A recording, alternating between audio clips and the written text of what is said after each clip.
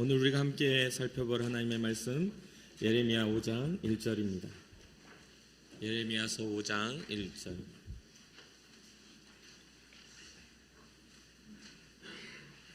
우리 한 목소리로 합독하도록 하겠습니다.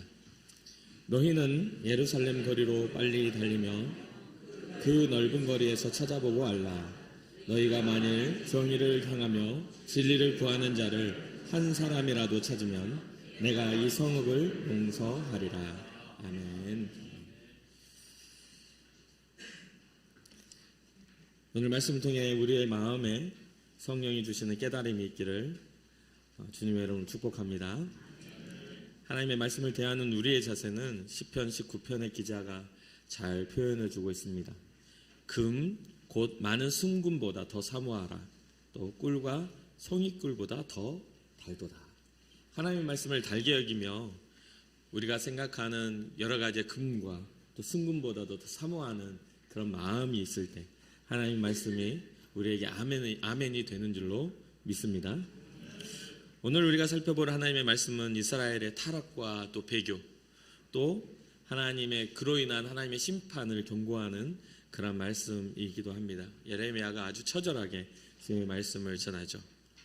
구약에서 보면 이사야서부터 말라기에 이르기까지 선지서들이 17권이 기록이 됩니다.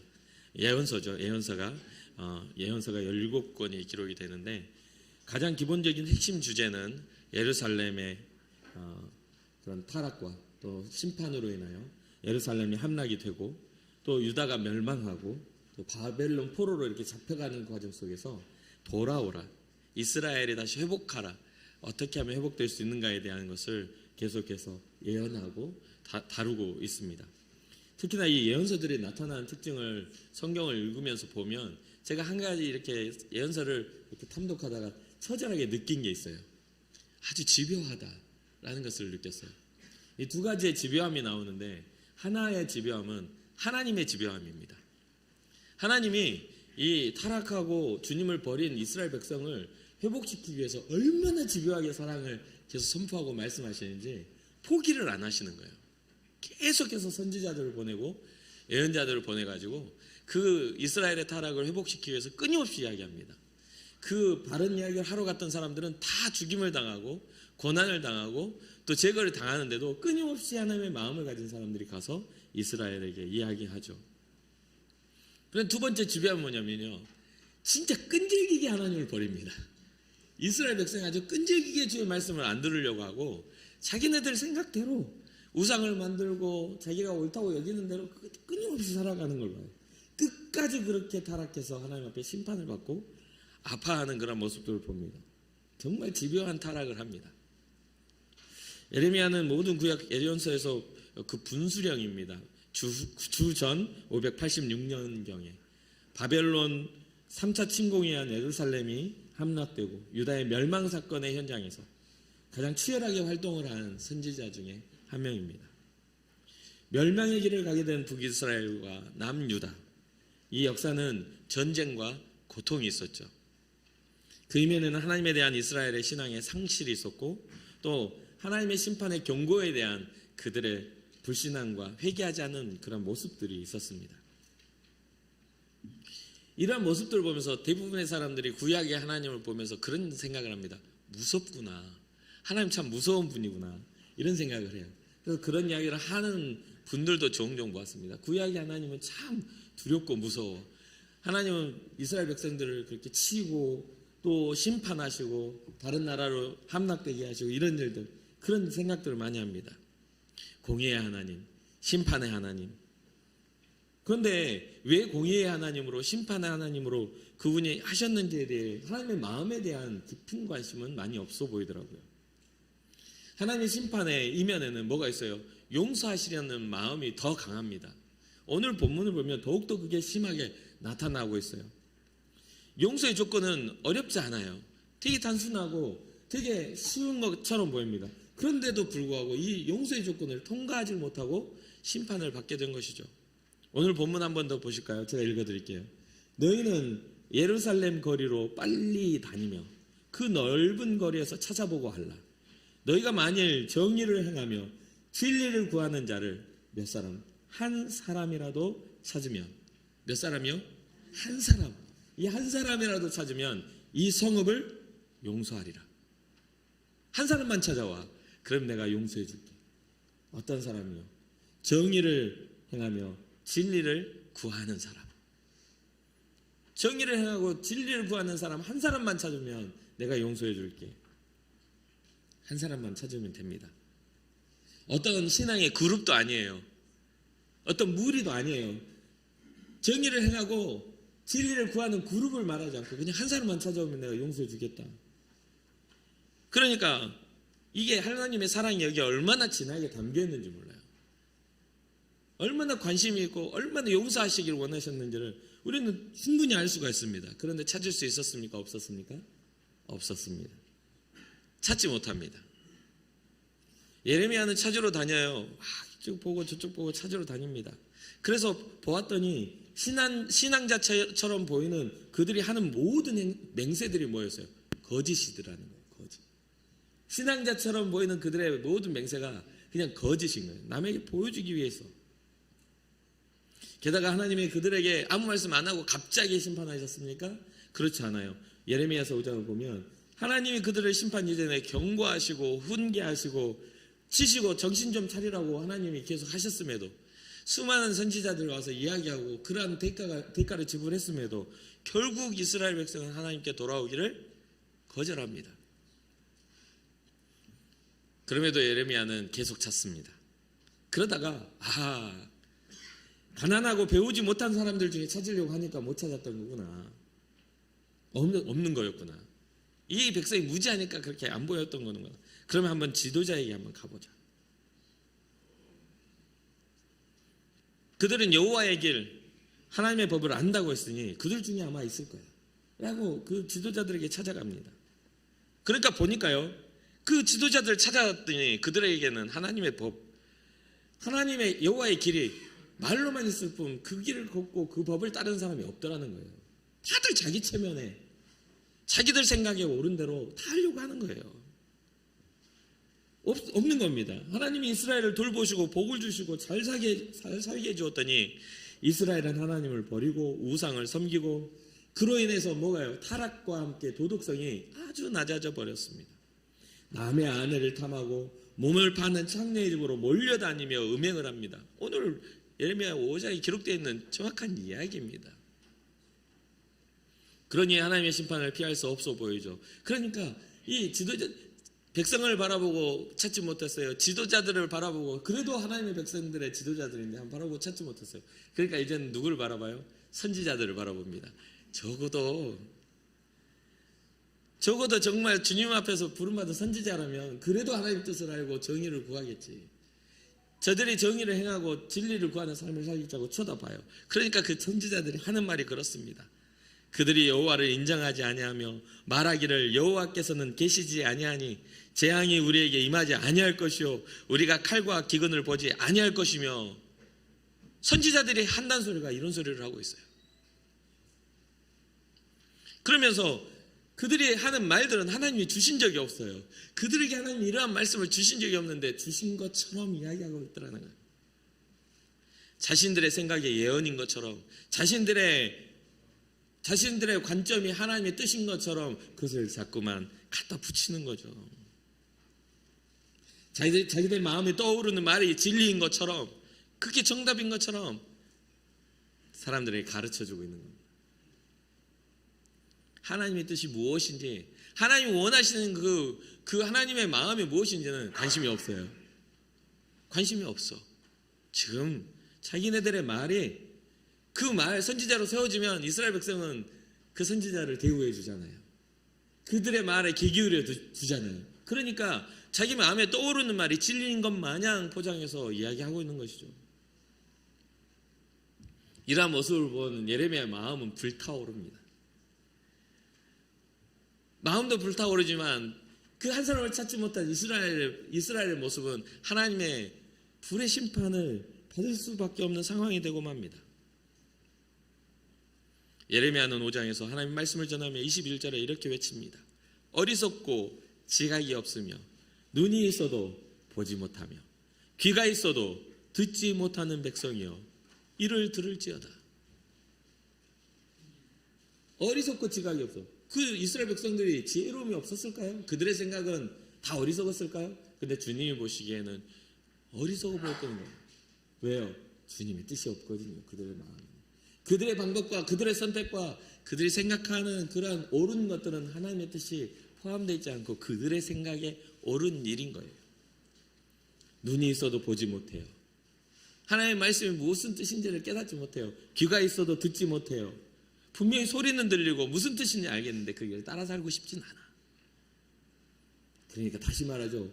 백성이여 이를 들을지어다. 하나님이 말씀하신다. 너희는 내가 두렵지 않으냐? 21절 이하에 보면 그렇게 분명히 기록합니다. 하나님이 말씀하십니다. 여호와께서 말씀하십니다. 하나님 뭐라고요? 너희는 내가 두렵지 않으냐? 그렇게 사는 게 괜찮은 거냐? 내 앞에서 떨리지 않느냐? 내가 모래로 바다의 경계선을 만들고 바다가 넘을 수 없게 영원한 경계선을 그어 놓았다. 바다가 출렁거려도 그 경계선을 없애지 못하고 아무리 큰 파도가 몰아쳐도 그 경계선을 넘을 수가 없다. 그게 내가 너희를 위하여 정해놓은 그러한 법칙인데 모든 어떤 우주 은혜의 법칙과 우리의 인생의 법칙을 정한 그러한 나를 너희는 두렵지 않으냐? 라고 묻고 계시는 거예요. 왜? 안 들으니까. 절대자 하나님, 주권자 하나님의 말씀을 듣지 않으니까 그렇게 외치고 있는 겁니다. 너희는 배반하고 반역하여 하나님에 대한 경외함을 잃어버렸으니 너희는 너희의 그 허물이 너희를 향한 나의 모든 은혜를 받지 못하게 하는구나. 25절이죠. 너희의 허물이 이러한 일들을 물리쳤고 너희 죄가 너희로부터 좋은 것을 막았느냐. 우리가 받아야 할, 당연하게 누려야 할 복들을 우리의 불신앙으로 인해서 그 복을 누리지 못하게 돼버렸고 우리에게 오는 복도 발로 툭 차버리는 거예요. 막아버리는 거예요. 그거 필요 없어요. 그런데 이것을 조금 더 주의 깊게 봤더니 왜 이런 일들이 일어나게 되었는가 봤더니 백성 중에 거하는 사람 중에 악을 추구하는 사람들이 그렇게 모든 진리를 변질시켰음을 발견하게 됩니다. 영향력 있는 사람이겠죠. 영향력 있는 사람이겠죠. 여러분들의 삶에 있어서 어떠한 부분에서 영향력을 가진다면 여러분들의 행동이 그 영향력을 통하여 하나님 앞에 복을 만들든지 하나님 앞에 저주를 만들든지 둘 중에 하나를 결정하지 않겠습니까? 정말 조심해야 되는 건 내 마음에 드는 생각이 진리인 것 마냥 착각하면 안 돼요. 세상에서 가장 속이기 쉬운 사람이 어떤 사람인 줄 아십니까? 바로 자신입니다. 자신. 그 누구를 속이는 것보다 나 자신을 속이는 게 제일 쉬워요. 왜요? 제 마음에 있는 양심의 눈만 감으면 누구도 알아채지 못하거든요. 누구도 알아채지 못해요. 나 자신을 합리화시키는 건 누구도 알아채지 못해요. 그리고 나를 속이면 다른 사람을 안 속일까요? 나 자신을 속이면요, 나의 모든 행동의 진정성은 사라지고 맙니다.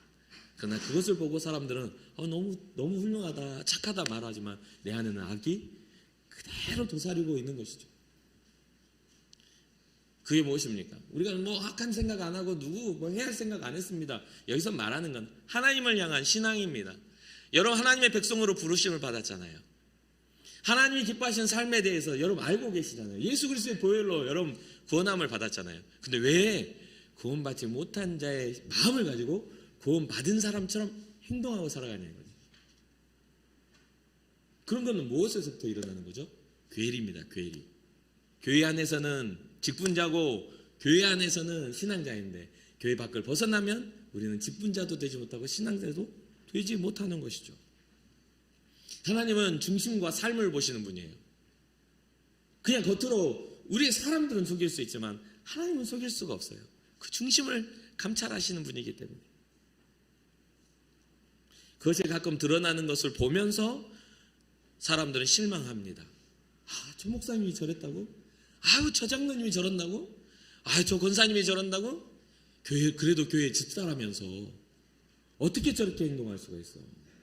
라고 하는 그러한 괴리 때문에 많은 사람들이 실망하며 하나님을 온전히 바라볼 기회를 잃게 되는 것이죠. 선지자들이 말하는 것처럼 하나님은 심판하지 않을 거야. 칼과 기근으로 우리를 치시지 않을 거야. 하나님은 살아계시지 않으니까. 하나님은 존재하지 않으시는 분이니까. 불신앙이 그 안에 자리 잡고 있으니 하나님에 대한 모든 그러한 말도 현실감이 없어지는 것이죠.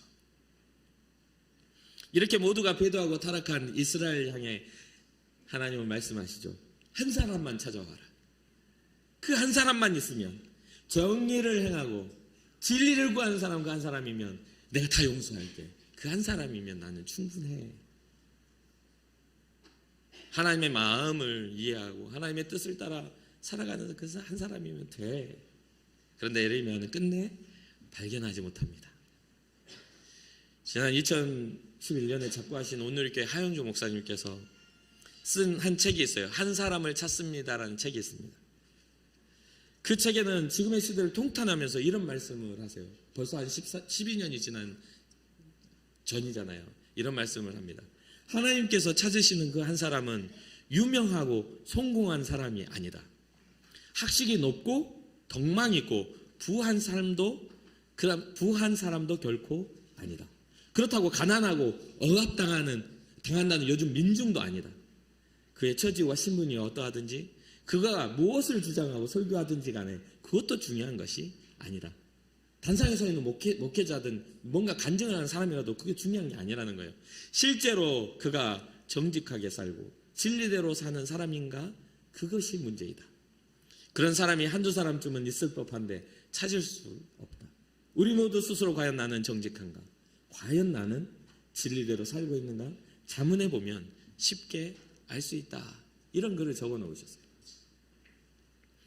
아마도 하 목사님도 이러한 부분들에서도 몸부림치며 그 진리 안에 거하며 살아가기 위해서 몸부림치지 않았겠습니까? 그렇게 그의 인생과 삶이 위대한 신앙의 업적을 남길 수 있었던 것이라고 저는 생각을 합니다. 사랑하는 성도 여러분, 하나님은 한 번도 자신의 구원의 기준을 바꾸신 적이 없으세요. 한 번도 바꾸신 적이 없는데 그것을 해석하는 우리의 생각이 자꾸 바뀌어요. 이 정도는 괜찮겠지. 하나님은 이해하시겠지. 우리의 생각에 하나님의 구원의 기준을 자꾸만 바꿔놔요. 한 사람만 찾으면 된다 하는데 우리는 공동체를 바라봐요. 내가 변화되는 것에 관심이지 않고 내가 아닌 다른 사람이 변화되면 우리 공동체가 건강할 거라고 착각을 해요. 그것에부터 문제가 생기는 겁니다. 어떤 껄끄러운 설교를 하면 저 끝에서 이 끝에 앉아있는 마음에 안 드는 권사를 쳐다보는 그런 일들이 생겨나요. 내게 이야기하는 게 아니라 저 사람이 들으면 죽겠어. 저 한 사람 때문에 미꾸라지 한 마리가 아우 왜 이렇게 시끄럽게 하는지 라는 생각을 하게 돼요. 그러나 주님은요, 저 끝에서 이곳을 보고 있는 우리를 보고 있어요. 아니야, 너를 위한 말씀이야. 내가 찾는 사람은 다른 곳에서 찾는 게 아니라 바로 너를 찾고 있었던 거야 라고요. 사랑하는 성도 여러분, 하나님의 구원의 기준 안에 들어가 있는 우리 주님 앞에 발견되기를 주님의 이름으로 축복합니다. 단지 사람들이 하나님이 제시하시는 경건한 삶을 싫어해서 다른 법을 만들어내고 스스로의 쾌락을, 스스로의 어떤 삶에 있어서 경건치 못함을 어떻게 해요? 합리화시키는 방법들을 만들어 놓고 그 안에서 자유로워지는 것을 하나님이 원하시겠습니까? 하나님의 구원의 그 기준은 한 번도 바뀐 적이 없는데 우리는 우리가 편안해지길 위한 것들을 자꾸만 만들어내요. 그런 이유들을 찾아내요. 그리고 그게 신앙인 것 마냥 누군가에 강요해요. 우리가 하지 못하는 것들도 우리는 합리화시켜요. 예레미야가 의인을 찾아다니다가 발견한 악한 의도를 가지고 민족을 타락시키는 사람들처럼 우리는 되어서는 안 됩니다. 하나님이 원하시는 공의와 진리에 대한 탐구자를 찾지 못한다면 우리는 결코 하나님의 심판에서 벗어날 길이 없습니다. 우리 스스로가 하나님의 정의의 길로, 우리가 스스로가 주님이 제시하신 진리를 찾는, 구하는 삶을 살지 않는다면 우리는 구원받을 수가 없다는 거예요. 하나님의 말씀으로 예수님의 사람으로 살아가는 우리에게는 사명이 있습니다. 그것은 바로 하나님이 찾으시는 그 한 사람이 되어드리는 거죠. 우리에게 사명은 그거예요. 주님이 찾으시는 그 한 사람이 되어드리는 것.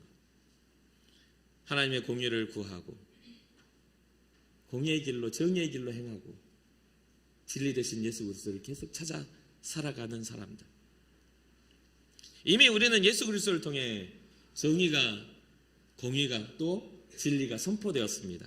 우리 예수님이 우리에게 길이고 진리고 생명 되시니까요. 도덕적인 타락으로 인해 심판을 받았던 소돔과 고모라를 여러분 기억하십니까? 10명의 의인을 찾지 못해 멸망당했던 것을요. 오늘날 도덕적인 타락의 수위가 굉장히 낮아져서 어쩌면 소돔과 고모라는 저리 가라 할 만큼 오늘날 도덕적인 타락은 정말 바닥을 치고 있죠. 그렇기에 더 두렵습니다. 하나님의 심판의 때가 얼마나 무섭고 떨릴지 더 두려운 생각이 들어요. 더 이상은 기독교인이 영향력을 미치는 대한민국의 모습은 좀 발견하기가 쉽지 않는 것 같습니다. 제가 신학교 때 우스갯소리가 있었어요. 길을 가다가 집사님 하면 가던 사람 4명 중에 1명은 돌아본다는 그런 이야기가 있었어요. 근데 요즘에 길을 가다가 집사님 하면 힐끔 쳐다보고 뭐지 하고 돌아가는 사람이 있겠지만 진짜 탁 자기가 집사의 직분이나 권사의 직분이나 장로의 직분이 너무나 좋아가지고 돌아보며 누가 날 부르나 돌아볼 사람이 몇 명이나 되겠어요. 우리의 마음에 손을 얹고 그것을 즐거워하고 그런 마음을 가진 사람이 몇 명이 되겠습니까? 여러분은 어떠십니까? 혹시 기독교인임을 부끄러워하지는 않습니까? 혹시나 그게 밝혀져서 피해를 당할까봐 내가 기독교인이니까 기독교인들을 무시하는 문화 속에 당신 기독교인이었어? 하고 얹혀서 뭐 하려고 하는 그런 기독교인의 타이틀에 뭔가를 얹혀서 우리를 손에 끼치려고 하는 것들에 대해서 손해를 볼까봐 혹시나 고난을 당할까봐 두려워하지는 않습니까? 사랑하는 성도 여러분, 우리가 믿음의 대가를 지불한다면 하나님은 그 믿음의 대가의 축복을 우리에게 주시는 분임을 잊지 말아야 되겠습니다. 하나님이 찾으시는 그 한 사람은 여전히 동일하게 오늘날 우리에게 동일하게 찾고 계십니다. 그리고 하나님은 여전히 동일하신 분이죠. 하나님이 오늘날에도 물어보시겠죠. 누가 내가 찾는 그 한 사람이 되겠느냐? 그 질문에 주님 제가 그 한 사람이 되겠습니다. 주님 제가 여기 있습니다라는 그러한 고백이 여러분과 저에게 있기를 주님의 이름으로 축복합니다. 사실 하영주 목사님의 글을 보면서 참 제 스스로도 많이 찔리고 마음속에서 그 마음에서 회개가 일어나더라고요. 주님 제가 그 한 사람이 되기를 원합니다. 진리를 선포할 수 있는 진리를 제게 주의 말씀을 저에게 허락하여 달라고 고민하고 기도할 수밖에 없었습니다. 여러분의 마음속에 믿음으로 결단해 보시지 않으시겠습니까? 주님이 찾으시는 그 한 사람이 주여 제가 되길 원합니다. 예수 그리스도의 생명과 은혜가 저에게 기쁨이 되게 하시고 자랑이 되게 하여 주시옵소서. 그러한 믿음의 결단이 여러분들에게 저에게 있기를 주님의 이름으로 축복합니다. 잠시 기도하겠습니다.